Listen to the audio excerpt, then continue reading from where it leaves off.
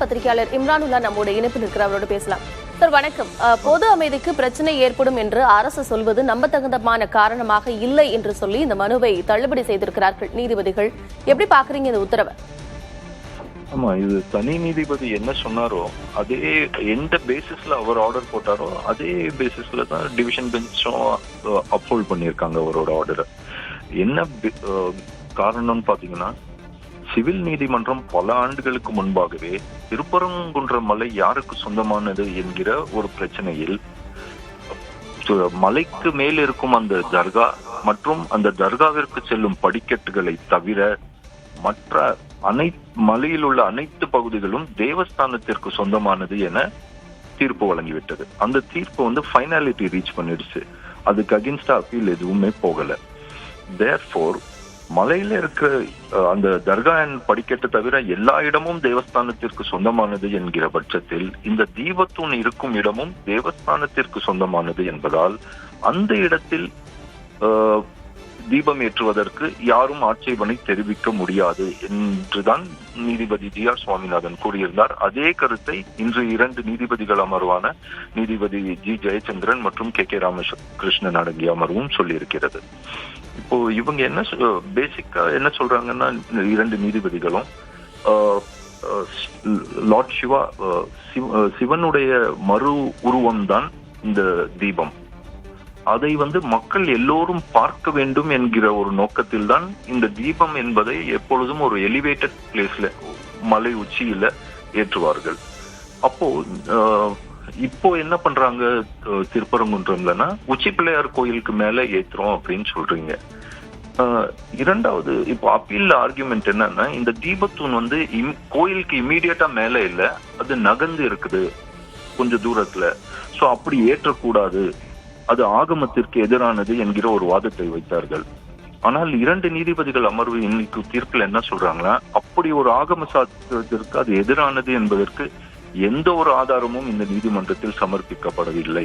ஆகையால் உச்சி பிள்ளையார் கோயிலிருந்து தூரத்தில் இருக்கும் இப்பொழுது இருக்கும் இந்த தீபத்தூணில் இந்த தீபம் ஏற்றுவதற்கு ஆகமத்தில் எந்த ஒரு தடையும் இல்லை என்று தீர்ப்பு கூறியிருக்கிறார்கள். இரண்டாவது, மக்கள் அனைவரும் பார்க்க வேண்டும் என்றால் இப்பொழுது ஏற்றும் இடத்தை, உச்சி பிள்ளையார் கோயில் இடத்தை விட இந்த தீபத்தூண் உயரத்தில் இருப்பதால் அங்கே ஏற்றினால் இன்னும் நிறைய மக்களால் அதை பார்க்க முடியும் என்கிற கருத்தை சொல்லியிருக்கிறார்கள்.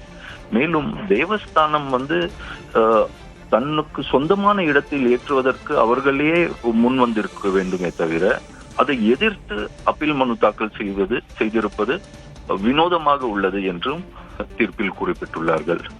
மேலும் தமிழக அரசு தரப்பிலும் மதுரை மாவட்ட நிர்வாகத்தின் தரப்பிலும் அந்த தீபத்தூணில் தீபம் ஏற்றினால் பொது அமைதிக்கு குந்தகம் விளைவிக்க கூடும் என்கிற ஒரு வாதத்தை வைத்திருக்கிறார்கள். இதற்கு எந்த ஒரு அடிப்படை ஆதாரமும் இல்லை.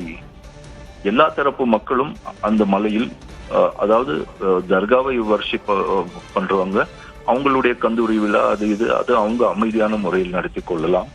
அதே போல் திருப்பரங்குன்றம் கோயிலுக்கு போபவர்கள் இந்த தீபத்தை தீபத்தூணில் ஏற்றி வழிபட்டுக் கொள்ளலாம்.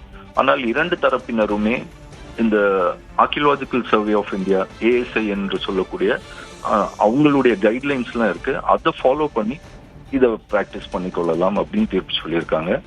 தீர்ப்புல மாநில அரசு, தேவஸ்தானம் மற்றும் மதுரை மாவட்ட நிர்வாகத்தை ரொம்ப கடுமையா கிரிட்டிசைஸ் பண்ணியிருக்காங்க.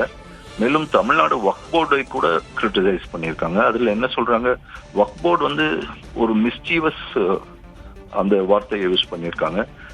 இப்போ இந்த வழக்குல இப்படியான ஒரு தீர்ப்பை கொடுத்திருக்கிறாங்க. இது தமிழக அரசு தரப்புல இன்னும் சரியான வாதங்களையோ இன்னும் பவர்ஃபுல்லான வாதங்களையோ எடுத்து வைக்கல அப்படின்னு பாத்துக்கலாமா? இல்ல, அப்படி சொல்ல முடியாது. தமிழக அரசு அவங்களால என்ன முடியுமோ அது மேக்சிமம் பண்ணியிருக்காங்க. ஏன்னா பல உச்ச நீதிமன்றத்துல பிராக்டிஸ் பண்ற மூத்த வழக்கறிஞர்களை சிறப்பு முறையில இந்த வழக்கு வாதாடுறதுக்காக என்கேஜ் பண்ணி விகாஸ் சிங் போன்ற வழக்கறிஞர்கள் வாதாடி இருக்காங்க. வாதங்கள் வைப்பது ஒரு 2 தரப்புலயும் அவங்கவுங்க வாதங்களை வச்சிருக்காங்க. அது நீதிமன்றம் தீர்ப்பு கூறுவதுன்னா, இப்போ நீதிமன்றம் என்ன பார்க்குதுன்னா, இந்த பேசிக் அதாவது அந்த மலையே தேவஸ்தானத்திற்கு சொந்தமானது. அந்த மலையில் இருக்கும், அந்த உச்சியில் இருக்கும், அந்த தர்கா இருக்கும் இடத்தை தவிரவும் அந்த படிக்கட்டுகளை தருவோம். அப்படி மலையே தேவஸ்தானத்திற்கு சொந்தமாக இருக்கும்போது தேவஸ்தானத்திற்கு சொந்தமான ஒரு தூணில் ஏற்றுவதற்கு எப்படி ஆட்சேபனை தெரிவிக்க முடியும் அப்படிங்கிறது தான் பாயிண்ட். தேவஸ்தானத்திற்கு சொந்தமான ஒரு தூணில் ஆட்சேபனை தெரிவிப்பது வினோதமாக இருக்கிறது அப்படின்னு நீதிபதிகள் சொல்றாங்க அப்படிங்கறத குறிப்பிட்டிருக்கீங்க. இணைப்பில் உங்களுடைய கருத்துக்களை பகிர்ந்து கொண்டமைக்கு நன்றி திரு இம்ரானுல்லா.